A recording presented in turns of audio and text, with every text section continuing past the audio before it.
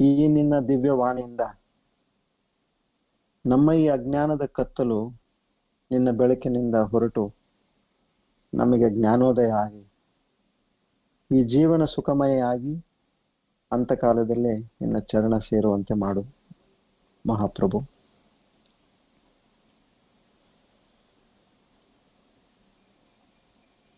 ಈ ಜ್ಞಾನವನ್ನು ನಮಗೆ ಹೇಳಿಕೊಟ್ಟ ಎಲ್ಲ ಗುರು ಪರಂಪರಕ್ಕೆ ನಮ್ಮ ಸಾಷ್ಟಾಂಗ ನಮಸ್ಕಾರಗಳು. ಹರಿ ಓಂ.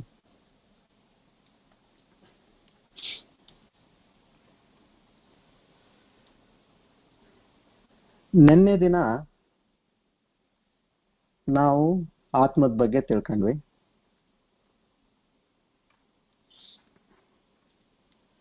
ಅದ್ರ ಮುಂಚಿನ ದಿನ ನಾವು ದೇಹ ಮತ್ತೆ ಜೀವಾತ್ಮದ ಬಗ್ಗೆ ಕೂಡ ನಾವು ತಿಳ್ಕೊಂಡಿದ್ವಿ.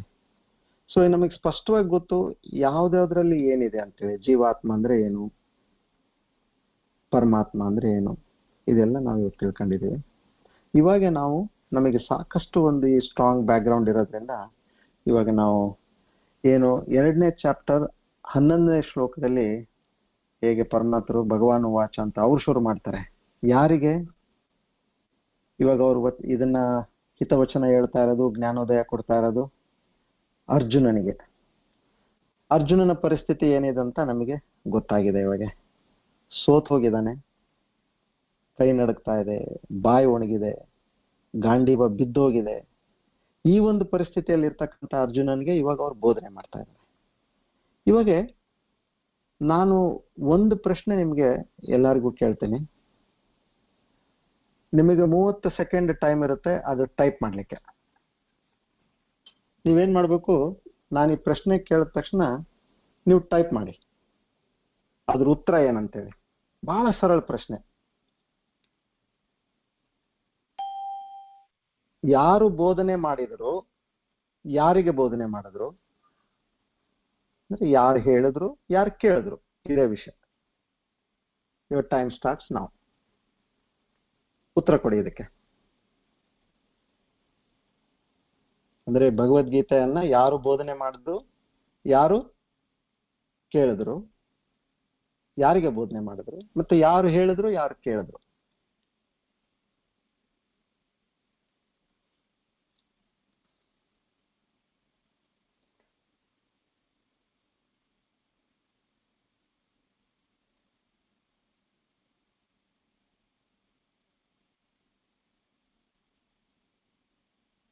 ಓಕೆ, ಶ್ರೀಧರ್ ಅಂತಾರೆ Shrikrishna to Arjuna. Nagaraja Krishna to Arjuna and lesson to each of us. ನಿಮಗೆಲ್ಲ ಕಾಣಿಸ್ತಾ ಇದೆಯಲ್ಲ? ಓಕೆ, ಮೆಸೇಜಸ್ ಅಲ್ಲಿ ನೋಡಿ. Very good.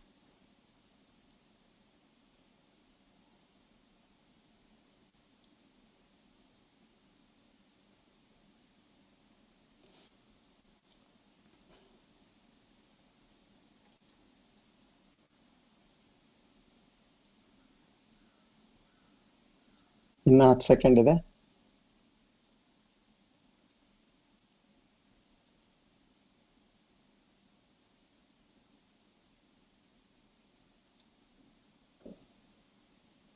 ಓಕೆ,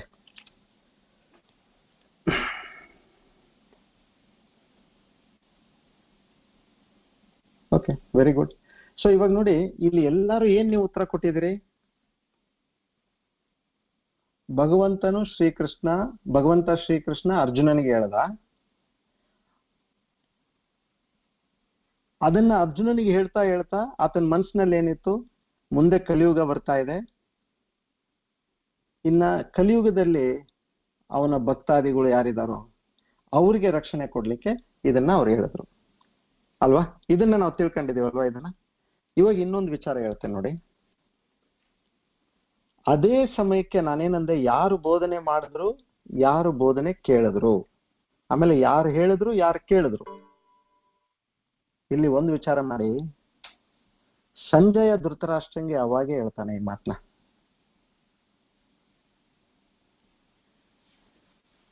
ಅದು ಆನ್ಲೈನ್ ಕಮೆಂಟ್ರಿ ಇದೆಯಲ್ಲ, ಅದು ಅವನಿಗೆ ದಿವ್ಯ ದೃಷ್ಟಿ ಇರೋದ್ರಿಂದ ಸಂಜಯಂಗೆ ಧೃತರಾಷ್ಟ್ರಂಗೆ ಅದೇ ಸಮಯದಲ್ಲಿ ಹೇಗೆ ಅರ್ಜುನಂಗೆ ಒಂದಿಲ್ಲಿ ನಡೀತಾ ಇದೆಯೋ ಅದು ಧೃತರಾಷ್ಟ್ರಂಗೆ ಹೇಳ್ತಾರೆ. ಇವಾಗ ಅರ್ಜುನಂಗೆ ಜ್ಞಾನೋದಯ ಆಯ್ತು. ಅರ್ಜುನ ಏನು ಸೋತೋಗಿ ಬಿದ್ದಿದ್ನೋ ಅವನಿವಾಗ ಎದ್ದು ತಯಾರಾದ ಯುದ್ಧ ಮಾಡ್ಲಿಕ್ಕೆ. ಆದ್ರೆ ಧೃತರಾಷ್ಟ್ರಂಗೆ ಏನಾದ್ರು ಬಂತ ಬುದ್ಧಿ ಇದರಲ್ಲಿ? ನೋಡಿ, ಸೈಮಲ್ಟೇನಿಯಸ್ಲಿ ಆಗಿದ್ದಿದ್ದು. ಆಮೇಲೆ ಧೃತರಾಷ್ಟ್ರಂಗೆ ಬುದ್ಧಿ ಬಂದಿತ್ತು ಅಂದ್ರೆ ಅವನಿಗೆ ಯುದ್ಧ ನಿಲ್ಸ್ಲಿಕ್ಕೆ ಸಾಧ್ಯತೆ ಇತ್ತು. ಸಂಜಯ್ ಅದೇ ನೋಡ್ತಾನೆ. ಸಂಜಯ್ ಏನಂತಾನೆ, ಗೂಢಾಕೇಶ ಅಂದ್ರೆ ಯಾರು ಗುಂಗುರು ಕೂದಲಿರ್ತಕ್ಕಂಥ ಗೂಢಾಕೇಶ ಅರ್ಜುನ ಇವಾಗ ಏನ್ ಭಗವಂತನಲ್ಲಿ ಪೂರಾ ಸರೆಂಡರ್ ಆಗಿ, ಯಾರಿಗೆ ಸರೆಂಡರ್ ಆಗಿದ್ದಾನೆ? ಕೃಷ್ಣಂಗೆ ಸರೆಂಡರ್ ಆಗಿದ್ದಾನೆ. Krishna Hrishikesha, lord of the senses, ಅಂದ್ರೆ ಇಂದ್ರಿಯಗಳ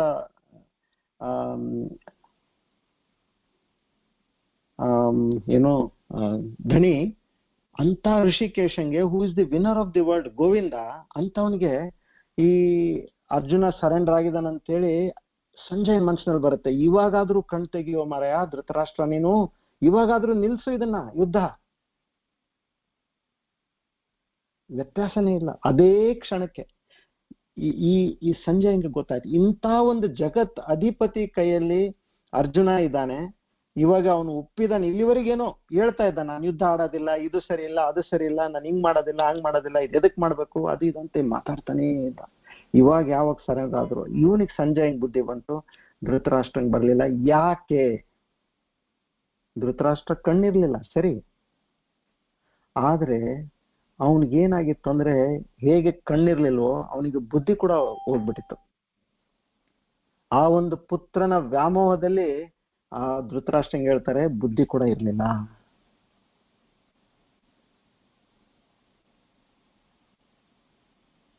ಇದು ಒಂದು ಕಡೆ ಯುದ್ಧ ನಿಲ್ಸೋದನ್ನ ಒಂದು ಮಾತಾಯ್ತು. ಮುಂದೆ ಕೂಡ ನೀವು ನೋಡಿ, ಹೇಗೆ ಅರ್ಜುನಂಗೆ ಜ್ಞಾನೋದಯ ಆಗಿ ಅರ್ಜುನಂಗೆ ಮುಕ್ತಿ ಸಿಗುತ್ತೋ, ಧೃತರಾಷ್ಟ್ರದ ಏನಾಯ್ತು? ಏನು ಸಿಗ್ಲಿಲ್ಲ. ಅವ್ರಿಗೆ ಸಿಗ್ಬೋದಾಗಿತ್ತಲ್ಲ, ಧೃತರಾಷ್ಟ್ರಂಗೆ ಕೂಡ ಮುಕ್ತಿ ಸಿಗ್ಬೋದಾಗಿತ್ತಲ್ಲ. ಪರಮಾತ್ಮನಿಂದನೇ ಕೇಳಿದಾರ ಅವರು, ಅವಾಗಿನ ಕ್ಷಣಕ್ಕೆ ಕೇಳಿದ್ದಾರೆ. ಯಾಕೆ? ಅವರಲ್ಲಿ ಅರ್ಜುನಲ್ಲಿ ಇರ್ತಕ್ಕಂಥ ಒಂದು ಶ್ರದ್ಧೆ ಮತ್ತು ಶರಣಾಗತಿ ಭಾವ ಏನಿದೆ, ಧೃತರಾಷ್ಟ್ರನಲ್ಲಿ ಇರ್ಲಿಲ್ಲ.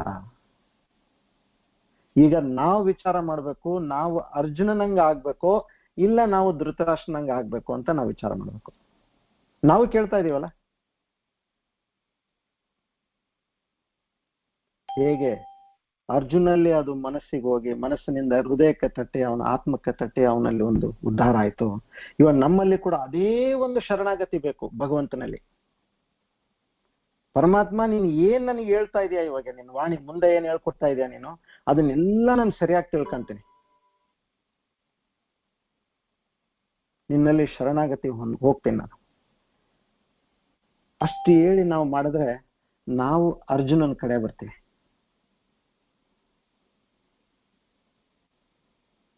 ಇದು ಬಹಳ ಒಂದು ಗಾಢವಾದ ವಿಚಾರ, ಅದಕ್ಕೆ ನಿಮ್ಮ ಹತ್ರ ಇದು ಇವಾಗ ಹೇಳ್ತಾ ಇದ್ದೀನಿ.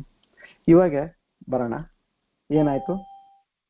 ಒಂದು ನಾನು ಮೆಟಫರ್ ಅಂತೀವಿ ಇದಕ್ಕೆ. ಹೇಗೆ ನಾವು ಒಂದು ಚಿತ್ರ ನೋಡ್ತೀವಲ್ಲ, ಭಗವದ್ಗೀತೆ ಚಿತ್ರ ಅಂದ್ರೆ ಏನ್ ಕಾಣಿಸುತ್ತೆ ಅಲ್ಲಿ ನಮಗೆ? ಒಂದು ರಥ, ರಥದಲ್ಲಿ ಅರ್ಜುನ ಹಿಂದೆ ಕೆಳಗ್ ಬಿದ್ದೋಗಿದ್ದಾನೆ, ಕೂತಿದ್ದಾನೆ, ಗಾಂಡೀವ ಕೈ ಜಾರ್ಬಿಟ್ಟಿದೆ, ಬಿಳೆ ಕುದುರೆಗಳಿದಾವಲ್ಲಿ. ಸಾರಥಿಯಾಗಿ ಪರಮಾತ್ಮ ಕೃಷ್ಣ ದೇವರು ಆ ಎಲ್ಲ ಲಗಾಮ್ ಇಟ್ಕೊಂಡು ಅಲ್ಲಿ ಕೂತಿದ್ದಾರೆ ಮುಂದೆ. ಇದು ನಾವು ಎಲ್ಲರೂ ನೋಡಿದೀವಲ್ವ ಈ ಚಿತ್ರನ. ಇದನ್ನ ಇವಾಗಿನ ಪರಿಸ್ಥಿತಿಯಲ್ಲಿ, ಶರಣಾಗತ ಪರಿಸ್ಥಿತಿಯಲ್ಲಿ ಹೇಗೆ ಇದು ಅನ್ವಯಿಸುತ್ತೆ ಅನ್ನೋದು ಈ ಚಿತ್ರಕ್ಕೆ ನಾನು ಕೆಲವು ಸಿಮಿಲೀಸ್ ಕೊಡ್ತೇನೆ ನೋಡ್ರಿ. ಯಾರು ಅರ್ಜುನ ಇಲ್ಲಿ? ಆ ಸಂಪೂರ್ಣ ಅಹಂಕಾರ, ಆ ಮೋಹ, ಆ ದುಃಖ ಏನಿದೆ ಅದನ್ನ ಸಂಪೂರ್ಣವಾಗಿ ಬಿದ್ದೋಗಿದ್ದು ವ್ಯಕ್ತಿ, ಬಿದ್ದೋಗಿದೆ ಅದು, ಆ ವ್ಯಕ್ತಿನೇ ಅರ್ಜುನ. ಕೆಳಗ್ ಕೂತ್ ಬಿಟ್ಟಿದ್ದಾನೆ ಅಂದ್ರೇನು? ಅವಾಗ ಆತನ ಅಹಂಕಾರ ಎಲ್ಲ ಕೆಳಗ್ ಬಂದ್ಬಿಡ್ತು. ಅವನ ದೇಹನೇ ಈ ಒಂದು ರಥ ಆಯ್ತು. ಗಾಂಡೀವ ಕೂಡ ಕೆಳಗ್ ಬಿದ್ದೋಗಿದೆ. ಗಾಂಡೀವಕ್ಕೆ ಇಲ್ಲಿ ಎಲ್ಲಿಗೆ ಹೋಲಿಸ್ತಾರ ಅದನ್ನ? ಅವನಲ್ಲಿ ಏನೊಂದು ತಪ್ಪು ವಿಚಾರಗಳೆಲ್ಲ ಇದ್ವೋ ಅದನ್ನ ಅವನು ಕೆಳಗ್ ಬಿಟ್ಟ. ಆ ಬಿಳೆ ಕುದುರೆಗಳೆಲ್ಲ ಇವನ ಇಂದ್ರಿಯಗಳು. ಇವಾಗ ಮನಸ್ಸಿನ ಒಂದು ಲಗಾಮದಿಂದ ಆ ಇಂದ್ರಿಯಗಳನ್ನೆಲ್ಲ ಹಿಡಿತಾನೆ. ಎಲ್ಲ ಈ ಕಡೆ ಆ ಕಡೆ ಎಲ್ಲ ವಿಚಲಿತ ಆಗಿದ್ವಲ್ಲ ಇಂದ್ರಿಯಗಳು. ಅದನ್ನ ಈ ಒಂದು ಮನಸ್ಸಿನ ಒಂದು ಲಗಾಮದಿಂದ ಅದು ಕಂಟ್ರೋಲಿಗೆ ಬರುತ್ತೆ. ಆಮೇಲೆ ಮುಂದೆ ಯಾರು ಸಾರಥಿ? ಪರಮಾತ್ಮ.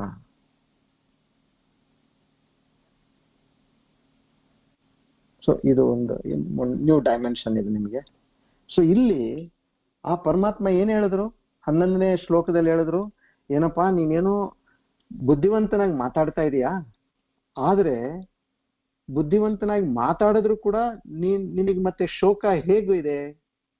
ನಾನು ಶೋಚಂತಿ ಪಂಡಿತ ಅಂತ ಹೇಳ್ತಾರ ಅವರು.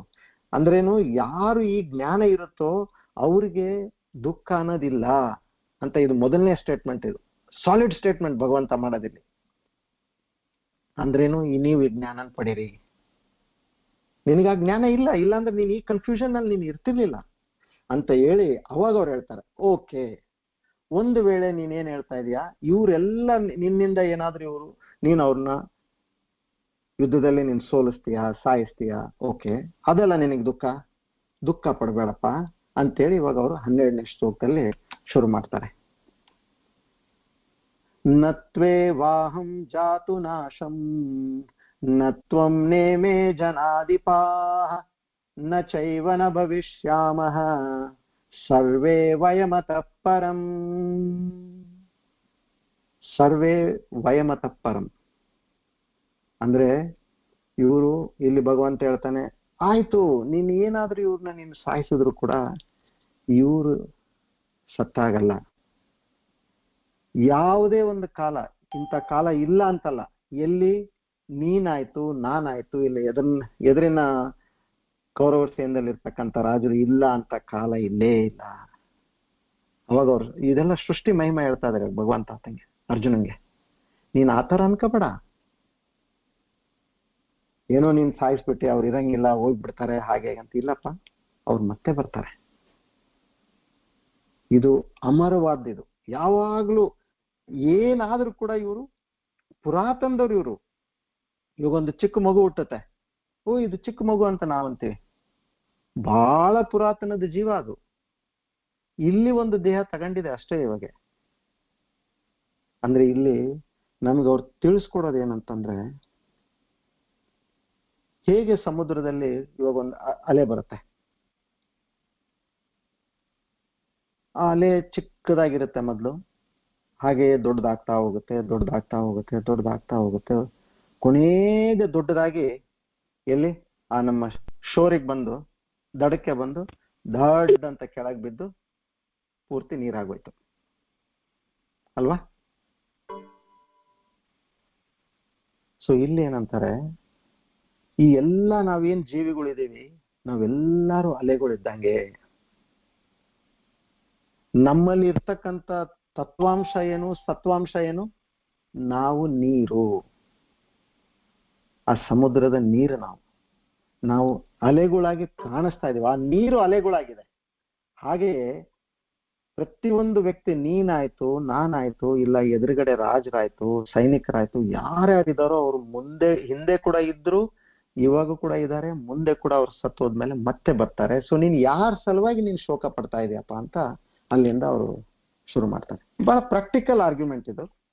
ಜಾಸ್ತಿ ನೀನ್ ಅವ್ರು ಹೋಗ್ತಾರಂತ ನಿನಗೆ ಚಿಂತೆ ಅಲ್ಲ, ಇಲ್ಲ ಮತ್ತೆ ತಂತಾನೆ ಏನ್ ಪರಮಾತ್ಮ ನೀನ್ ಹೀಗೆ ಹೇಳ್ತಾ ಇದೆಯಾ, ಅವ್ರು ಹೇಗೆ ಹೋಗೋದು ಇವಾಗ ತೀರ್ಕೊಂಡು ಹೋದ್ಮೇಲೆ ಅವ್ರು ಇಲ್ಲಲ್ಲ, ಮತ್ತೆ ಹಾಗಲ್ಲ ಕೇಳು ಅಂತ ಹೇಳಿ ಇವಾಗ ಮತ್ತೆ ಮುಂದಿನ ಶ್ಲೋಕ ಹೇಳ್ತಾರ.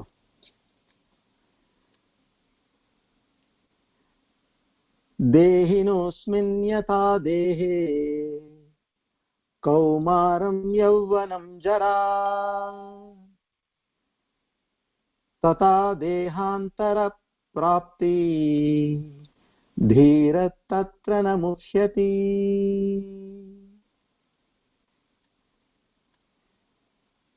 ಇದನ್ನು ಒಳ್ಳೆ ಶ್ಲೋಕ ಇದು. ಇಲ್ಲಿ ಇವ್ರೇನ್ ಹೇಳ್ತಾರೆ,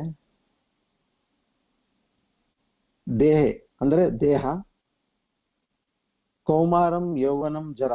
ಮೊದಲು ನೀನು ಹುಡುಗ ಆಗಿರ್ತೀಯ, ಚಿಕ್ಕ ಹುಡುಗ ಆಗಿರ್ತೀಯ, ಆಮೇಲೆ ಯೌವನ ಬರುತ್ತೆ ನಿನಗೆ, ಆಮೇಲೆ ಮಿಡಲ್ ಏಜ್ ಬರುತ್ತೆ, ಆಮೇಲೆ ಕೊನೆಗೆ ಏನಾಯ್ತು ನಿನಗೆ ವೃದ್ಧಾಪ್ಯ ಬರುತ್ತೆ. ಇವಾಗ ಇಲ್ಲಿ ನಾವು ಇಲ್ಲಿ ತಿಳ್ಕೋಬೇಕಾದ ಒಂದು ವಿಚಾರ ಇದೆ. ಇದೆಲ್ಲ ಏನಾಗ್ತಾ ಇದೆ, ಇದು ನೋಡಿ, ಇದು ಏನಾಗ್ತಾ ಇದೆ, ಪ್ರತಿಯೊಂದು ದೇಹಕ್ಕೆ ಆಗ್ತಾ ಇದೆ ಅಲ್ವಾ? ಚಿಕ್ಕಂದಿನಲ್ಲಿ ಇರ್ತಕ್ಕಂಥ ವ್ಯಕ್ತಿ ಒಬ್ಬನೇ ಹುಡುಗನಾಗಿದ್ದಾಗೆ, ಯೌವನದಲ್ಲಿ ಇರ್ತಕ್ಕಂಥ ವ್ಯಕ್ತಿ ಕೂಡ ಅವನೇ, ಮಿಡಲ್ ಏಜ್ ಅಲ್ಲಿ ಇದ್ದ ವ್ಯಕ್ತಿ ಕೂಡ ಅವನೇ, ಕೊನೆಗೆ ವೃದ್ಧಾಪ್ಯದಲ್ಲಿ ಕೂಡ ವ್ಯಕ್ತಿತ್ವ ಏನಿದೆ ಅದು ಬದಲಾಗೋದಿಲ್ಲ. ನಾನು ನಾನು ನಾನು ನಾನು ನಾನು ಅಷ್ಟೇ. ನೀವೇನಾದ್ರೂ ಫ್ಯಾನ್ಸಿಗೋಸ್ಕರ ನೀವು ಹೆಸರು ಚೇಂಜ್ ಮಾಡಿದ್ರ ಮಾತು ಬೇರೆ, ಬಟ್ ನಿಮ್ಮಲ್ಲಿ ಅದೇನು ನಾನು ಅನ್ನೋದಿದೆ ಅದೇನಾದ್ರೂ ಚೇಂಜ್ ಆಯ್ತಾ? ನೋಡಿ, ಹುಡುಗ ಇದ್ದ ಮೇಲೆ ಆತ ಯಾವಾಗ ಹುಡುಗನಿಂದ ಯೌವನಕ್ಕೆ ಬಂದೋ ಆ ಹುಡುಗತನ ಸತ್ತೋಯ್ತಲ್ಲ. ನಾವೇನಾದ್ರೂ ಅಲ್ಲಿ ಶೋಕ ಪಡ್ತೀವ ಹುಡುಗತನ ಸತ್ತೋಯ್ತು ಅಂತೇಳಿ?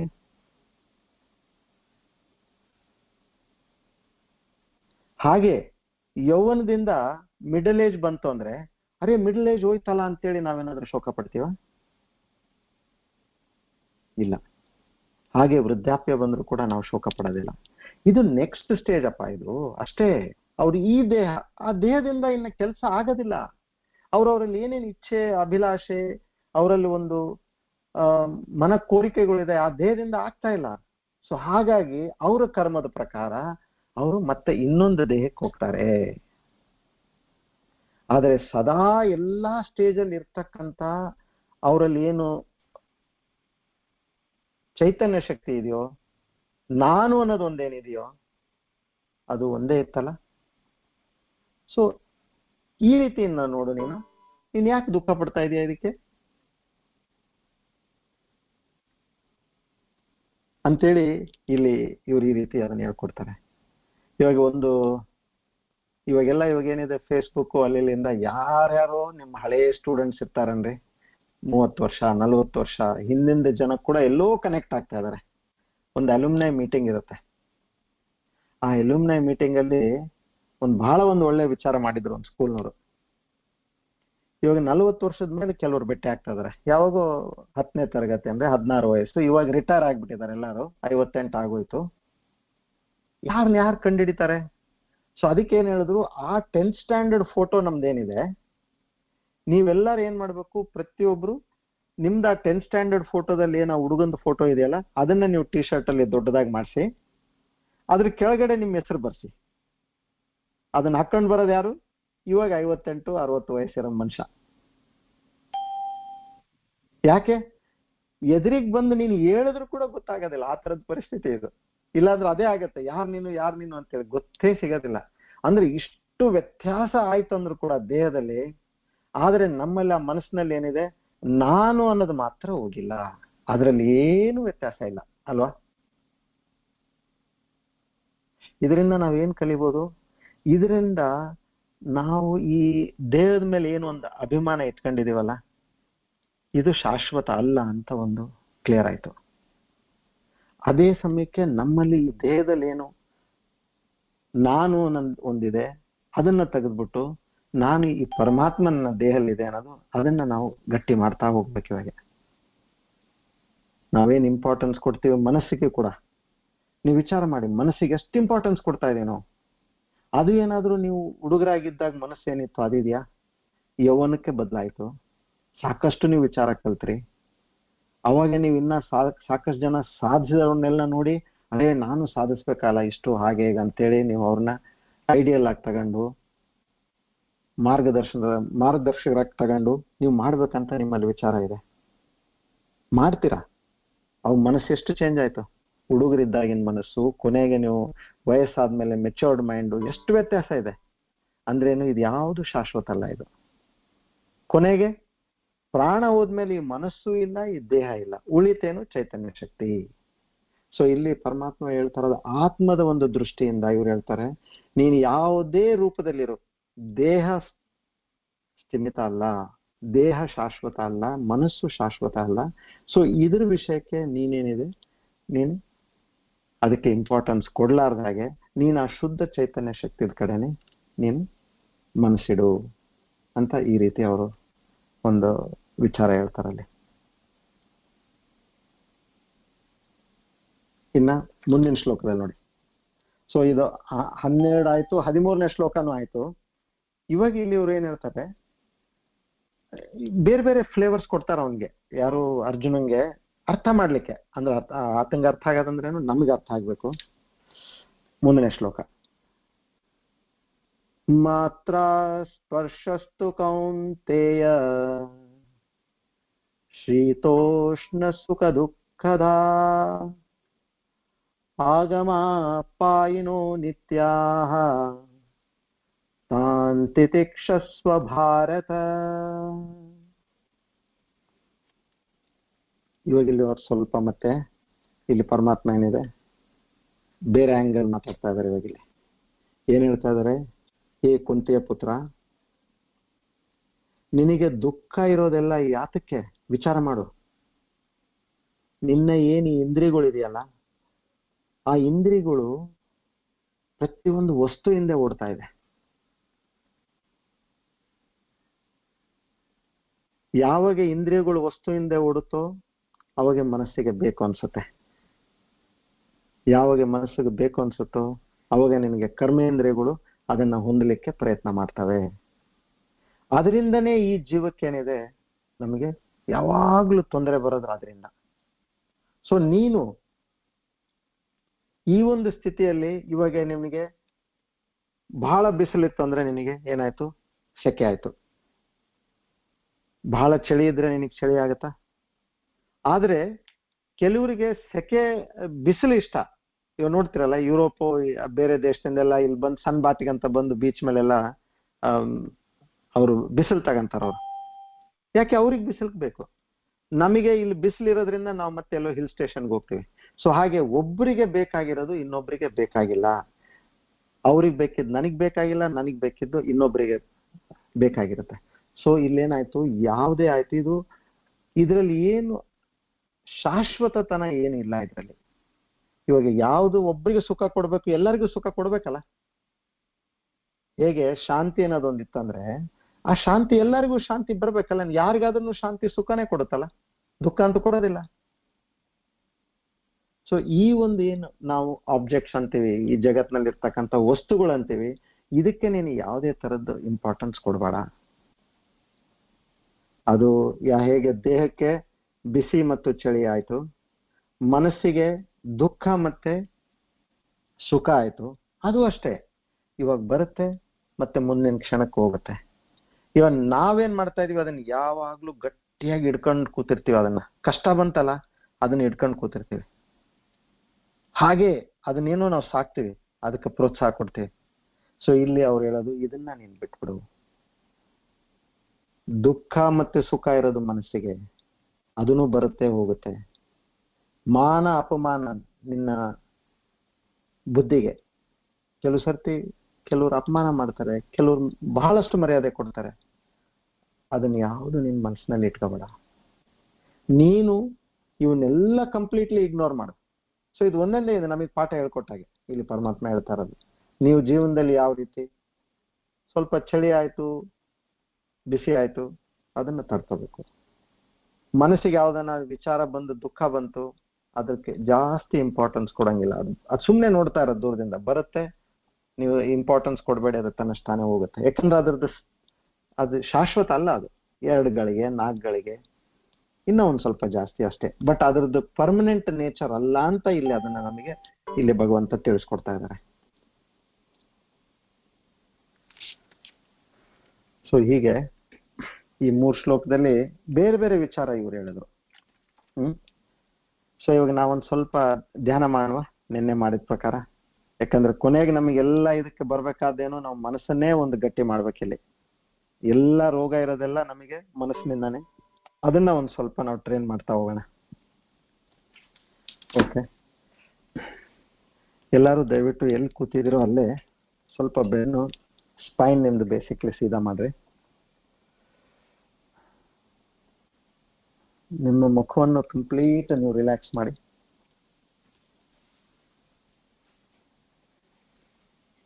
ಬೇಸಿಕಲಿ ಹಣೆ,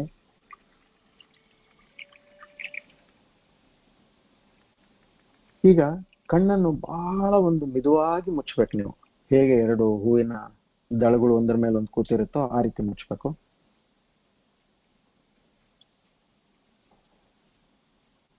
ಒಂದು ಚೇರ್ಫುಲ್ ಸ್ಮೈಲ್ ಇರಲಿ ಮುಖದ ಮೇಲೆ.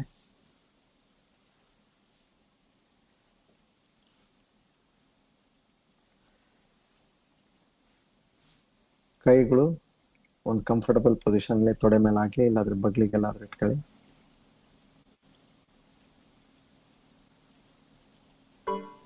ಈಗ ನಮ್ಮ ಸಂಪೂರ್ಣ ಅರಿವು ನಮ್ಮ ದೇಹದ ಮೇಲೆ ಇರಲಿ.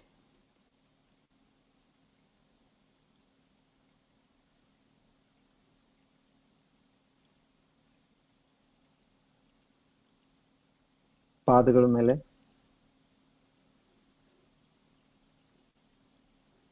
ಮೊಣಕಾಲು,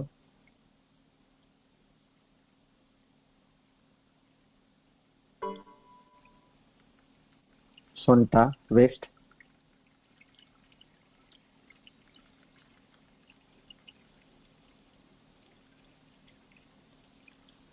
ಎದೆ,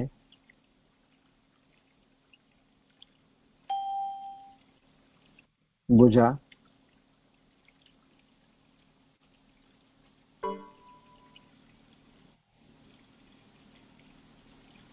ಕುತ್ತಿಗೆ,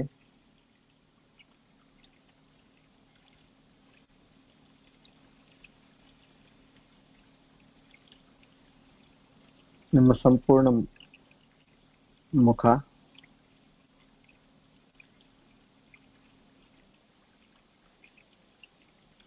ಮೆದುಳು,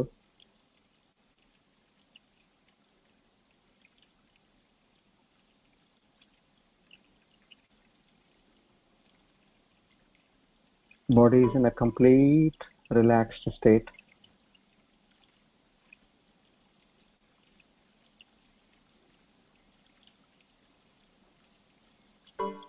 ಈಗ ಒಂದು 3 ಡೀಪ್ ಬ್ರೀದ್ ಇನ್ ಮತ್ತೆ ಡೀಪ್ ಬ್ರೀದ್ ಔಟ್. ಜೋರಾಗಿ ಉಸಿರು ತಗೊಳ್ಳಿ, ಜೋರಾಗಿ ಉಸಿರು ಬಿಡಿ.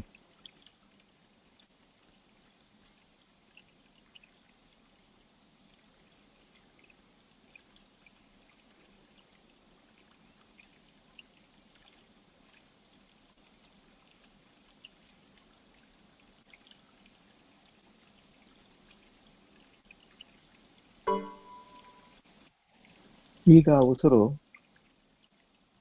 ನಿಮ್ಮ ಮೂಗಿನ ತುದಿಯಲ್ಲಿ ನಿಧಾನಕ್ಕೆ ಉಸಿರಾಡ್ತಾ ಇರ್ಬೇಕಾದ್ರೆ ಅದರ ಫೀಲಿಂಗ್ ನಿಮಗೆ ಬರಬೇಕು. ಅದು ಯಾವ ರೀತಿ ನಿಧಾನಕ್ಕೆ ಉಸಿರು ಒಳಗಡೆ ಹೋಗ್ತಾ ಇದೆ ಮತ್ತೆ ಉಸಿರು ಹೊರಗಡೆ ಬರ್ತಾ ಇದೆ, ಅದರ ಒಂದು ಅನುಭವ ಆಗಲಿ ನಿಮಗೆ.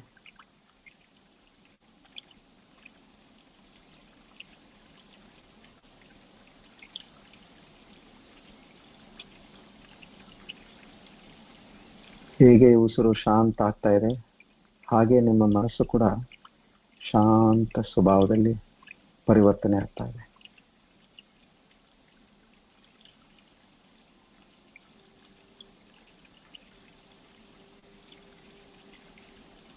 ಈಗ ನೀವು ಊಹೆ ಮಾಡಬೇಕು, ನಾನು ಒಂದು ನದಿಯ ದಂಡೆ ಮೇಲೆ ಕೂತಿದ್ದೀನಿ.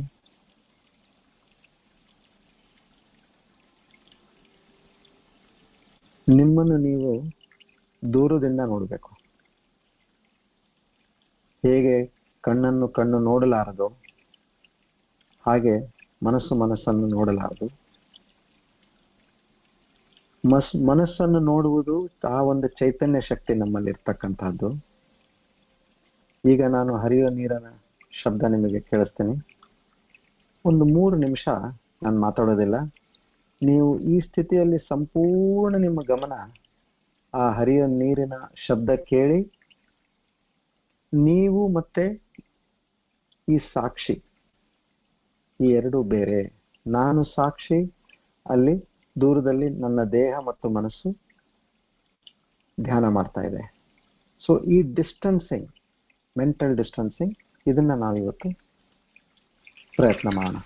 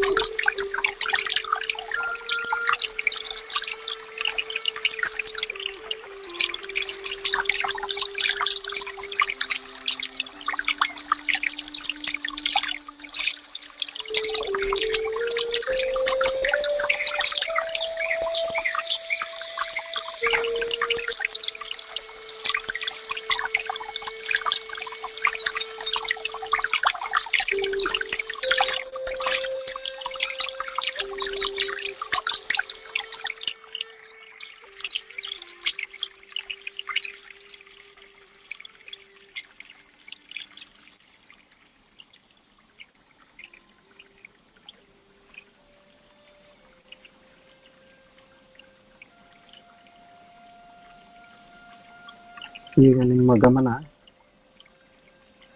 ಮತ್ತೆ ಮೂಗಿನ ತುದಿಯಲ್ಲಿರಲಿ. ನೀವು ನಿಧಾನಕ್ಕೆ ಉಸಿರು ತಗೊಳ್ತಾ ಇದ್ದೀರಾ, ನಿಧಾನಕ್ಕೆ ಬಿಡ್ತಾ ಇದ್ದೀರಾ.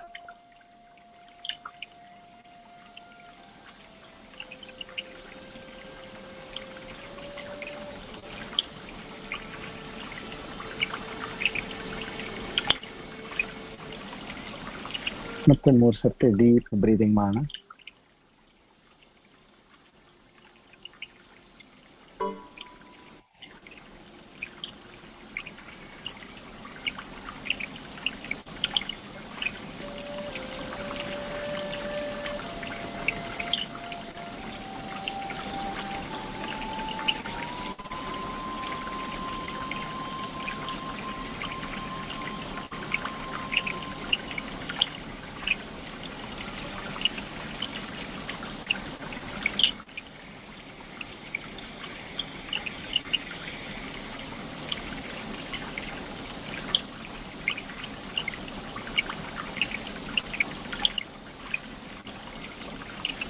ಈಗ ನಿಮ್ಮ ಸಂಪೂರ್ಣ ದೇಹದ ಮೇಲೆ ಅರಿವು ಬರಲಿ. ಆ ಒಂದು ಚೈತನ್ಯ ಶಕ್ತಿ ನಿಮ್ಮಲ್ಲಿ ಅದರ ಅನುಭವ ಮಾಡಿ.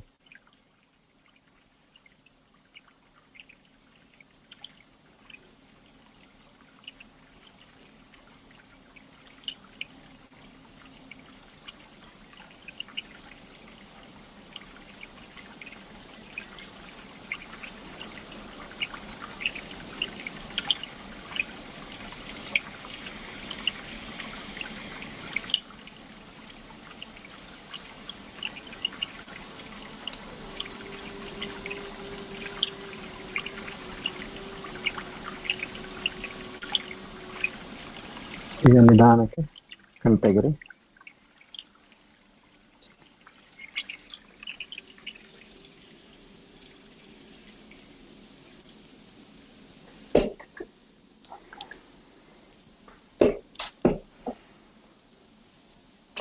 ಈಗ ನೀವು ಸ್ವತಃ ಅನುಭವದಿಂದ ನೀವು ನೋಡಿದ್ರೆ ನಿಮಗೆ ಯಾವಾಗ ಒಂದು ದೃಷ್ಟಿಕೋನ ನಿಮ್ಮಲ್ಲಿ ಬರುತ್ತೋ, ಮನಸ್ಸನ್ನು ನೋಡುವಂತ ದೃಷ್ಟಿಕೋನ ಬರುತ್ತೆ, ಆಗ್ಲೇನೆ ಡಿಸ್ಟೆನ್ಸಿಂಗ್ ಸ್ಟಾರ್ಟ್ ಆಗುತ್ತೆ. ಈ ಒಂದು ಸಮಯದಲ್ಲಿ ಒಂದು 5-6 ನಿಮಿಷದ ಸಮಯದಲ್ಲಿ ನೀವು ನೋಡಿ ಎಷ್ಟು ನಿಮ್ಮಲ್ಲಿ ಥಾಟ್ಸ್ ಕಮ್ಮಿ ಆಯ್ತು. ಯಾಕೆ? ನೀವು ಮನಸ್ಸಿನಿಂದ ಆಲ್ರೆಡಿ ಡಿಸ್ಟೆನ್ಸ್ ಮಾಡಿದ್ರಿ. ಇವಾಗ ನಾವೇನಾಗಿದ್ದೀವಿ, ಮನಸ್ಸಿನಲ್ಲಿ ಸಂಪೂರ್ಣವಾಗಿ ಮುಳುಗಿದ್ದೀವಿ.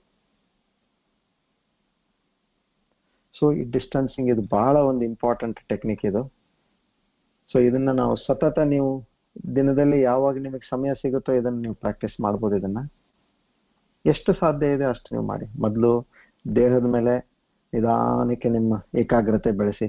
ದೇಹದಿಂದ ಬೇರೆ ಬೇರೆ ಭಾಗದಿಂದ ನೀವು ಕೊನೆಗೆ ಉಸಿರಿನ ಮೇಲೆ ಬರ್ತೀರಾ. ಉಸಿರಿನ ಒಂದು ಚಲನೆಯನ್ನ ನೀವು ಕೆಲವು ನಿಮಿಷ ಗಮನಿಸಿ. ಶ್ವಾಸ ವೀಕ್ಷಣ ಅಂತಾರೆ ಇದಕ್ಕೆ. ಇದು ಧ್ಯಾನದಲ್ಲಿ ಬಹಳಷ್ಟು ಉತ್ತಮವಾದ ಒಂದು ಧ್ಯಾನ ಇದು ಶ್ವಾಸ ವೀಕ್ಷಣ. ಸೊ ಈ ಶ್ವಾಸ ವೀಕ್ಷಣ ಮಾಡ್ತಾ ಮಾಡ್ತಾ ಮಾಡ್ತಾ ನೀವು ಮನಸ್ಸಿನ ಕಡೆ ಬರ್ತೀರಾ. ನೀವು ನದಿಯನ್ನ ನೀವು ಊಹಿಸ್ತೀರಾ, ಈ ಶಬ್ದವನ್ನು ಕೇಳಿ ನದಿ ಹರಿತಾ ಇದೆ ಅನ್ನೋದೊಂದು ಅಭಿಪ್ರಾಯದಲ್ಲಿ ನೀವು ಅಲ್ಲಿ ಕೂತಿದ್ದೀರಾ, ನೀವು ದೂರದಿಂದ ಅದನ್ನ ನೋಡ್ತಾ ಇದ್ದೀರಾ.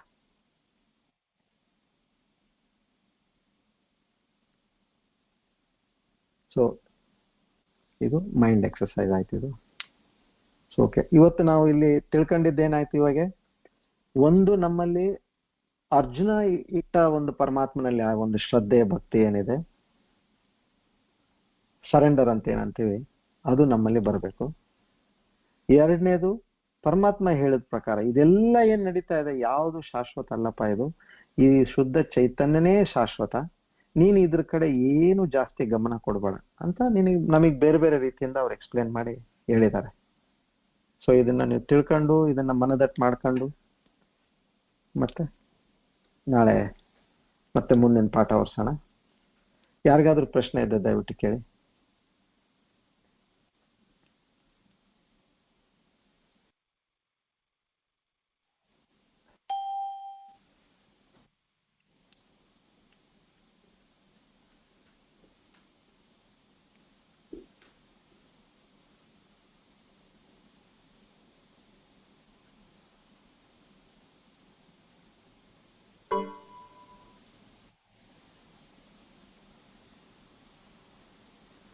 ನೀವು ಟೈಪ್ ಕೂಡ ಮಾಡ್ಬೋದು. ಆಮೇಲೆ ಎಲ್ಲರಲ್ಲೂ ಒಂದು ವಿನಂತಿ ಏನಂದ್ರೆ, ಕನಿಷ್ಠ ಒಂದು 5 ಅಥವಾ 8 ನಿಮಿಷ ಮುಂಚೆ ನೀವು ಜಾಯ್ನ್ ಆದ್ರೆ ಒಳ್ಳೇದು. ಸೊ ಏನಾಗುತ್ತೆ, ನೀವೊಂದು ಬೇರೆ ಬೇರೆ ಎಷ್ಟೋ ಕೆಲಸ ಮಾಡ್ಕೊಂಡು ಬರ್ತಿದ್ದೀರಾ, ಇದಕ್ಕೆ ಸ್ವಲ್ಪ ಮನಸ್ಸು ಶಾಂತ ಇತ್ತಂದ್ರೆ ನಿಮಗೆ ಚೆನ್ನಾಗಿರುತ್ತೆ. ಸೊ ಅದಕ್ಕೆ ನಾವು 15 ನಿಮಿಷ ಟೈಮ್ ಕೊಟ್ಟಿದ್ದೀವಿ. 15 ನಿಮಿಷ ಆಗ್ಲಿಲ್ಲ ಅಂದ್ರೆ 7-8 ನಿಮಿಷ ಮುಂಚೆ ಆದ್ರೂ ಬಂದು ಒಂದು ಶಾಂತ ರೀತಿಯಿಂದ ನೀವು ಭಜನೆ ಕೇಳಿದ್ರೆ ನಿಮ್ಮ ಮನಸ್ಸು ಶಾಂತಿ ಆಗುತ್ತೆ. ಎಷ್ಟು ಮನಸ್ಸು ಶಾಂತಿ ಆಗುತ್ತೋ ಅಷ್ಟು ನಿಮಗೆ ಈ ಒಂದು ಜ್ಞಾನಾರ್ಜನೆಗೆ ಅನುಕೂಲ ಆಗುತ್ತೆ.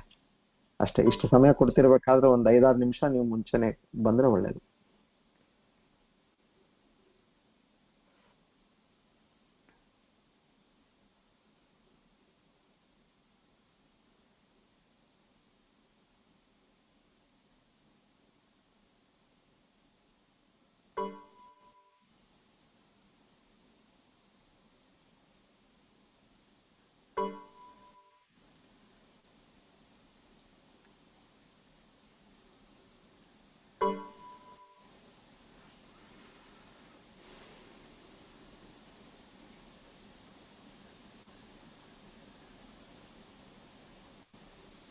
ಓಕೆ, ಪ್ರಶ್ನೆಗಳಿಲ್ಲ ಅಂತ ಅನ್ಸುತ್ತೆ.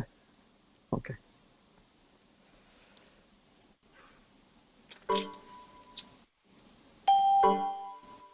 ಪೂರ್ಣಮದ ಹೇಳುವ.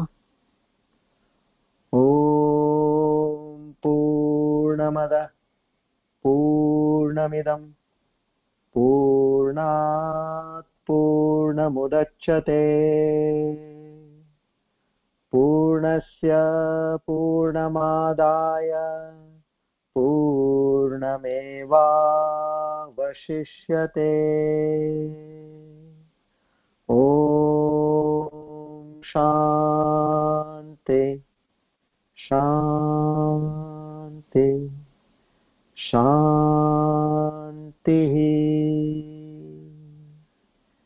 ಹರಿ ಓಂ ತತ್ಸತ್. ಶ್ರೀ ಚಿನ್ಮಯ ಸದ್ಗುರವೇ ನಮಃ. ಶ್ರೀ ಕೃಷ್ಣಾರ್ಪಣಮಸ್ತು.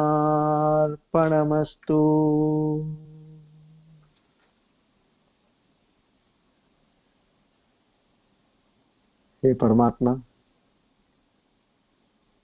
ನಷ್ಟೋ ಮೋಹ, ನಷ್ಟೋ ಭ್ರಾಂತಿ, ನಷ್ಟೋ ದುಃಖ. ನಮ್ಮ ಮೋಹ, ಭ್ರಾಂತಿ ಮತ್ತು ದುಃಖವನ್ನು ಎಲ್ಲ ನಾಶ ಮಾಡು ಪರಮಾತ್ಮ. ಮತ್ತು ಈ ಜ್ಞಾನ ನಮಗೆ ಆರ್ಜನೆ ಆಗ್ಲಿ ಅಂತೇಳಿ ನಿನ್ನಲ್ಲಿ ನಾವು ಬೇಡ್ತಾ ಇದ್ದೀವಿ. ಹರಿ ಓಂ.